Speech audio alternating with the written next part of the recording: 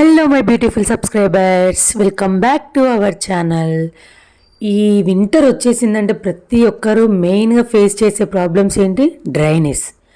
ఆ డ్రైనెస్తో పాటు డాండ్రఫ్ కూడా. అసలు ఈ వింటర్లో ఎక్కలేని ప్రాబ్లమ్స్ అన్నీ మన ఒంట్లోనే ఉన్న ఫీలింగ్ వచ్చేస్తుంది కదా.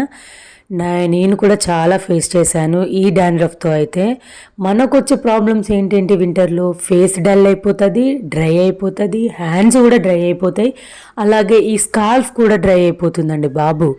ఇక్కడ స్కాల్ఫ్ డ్రై అయిపోవడం వల్ల మన ఫేస్ మీద అయితే పింపుల్స్ కూడా వచ్చేస్తాయి. ఈ పైన స్కాల్ఫ్ మీద అయితే ఇక్కడ పింపుల్స్ కూడా స్టార్ట్ అయిపోతాయి ఫోర్ హెడ్ మీద. ఇందుకోసం అయితే మస్తు మంది సఫర్ అవుతూ ఉంటారు. సో ఈ సఫరింగ్ని వదిలేయాలి అంటే నేనైతే మీకు ఇవాళ ఒక మంచి హోమ్ రెమెడీ తీసుకొచ్చేసానన్నమాట. ఆ హోమ్ రెమెడీ వచ్చేసి ఇదే కోకోనట్ ఆయిల్ అండ్ లెమన్తో. మనకు చిన్నప్పటి నుంచి పెద్దవాళ్ళు చాలాసార్లు చెప్పే ఉంటారు కదా, ఈ కొబ్బరి నూనె నిమ్మకాయతో డాండ్రఫ్ పోతుంది, మంచిగా యూజ్ అవుతుందని. సో అదైతే నిజమండి. ఇది నేను కూడా ట్రై చేశాను కాబట్టి మీకు చెప్తున్నాను. ఎవరైతే డాండ్రఫ్తో ఎక్కువ సఫర్ అవుతున్నారో వాళ్ళకు ఈ ఆయిల్ అండ్ నిమ్మకాయ అనేది చాలా బాగా యూజ్ అవుతుంది అన్నమాట.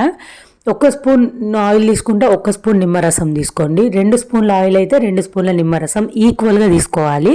ఇట్లా ఈక్వల్గా తీసుకొని దాన్ని హెడ్కి అంటే మన స్కాల్ఫ్కి మంచిగా అప్లై చేసుకోవాలి. పాయలు తీసుకొని ఇట్లా మంచిగా లైన్ టు లైన్ మంచిగా నీట్గా అప్లై చేసుకోవాలి.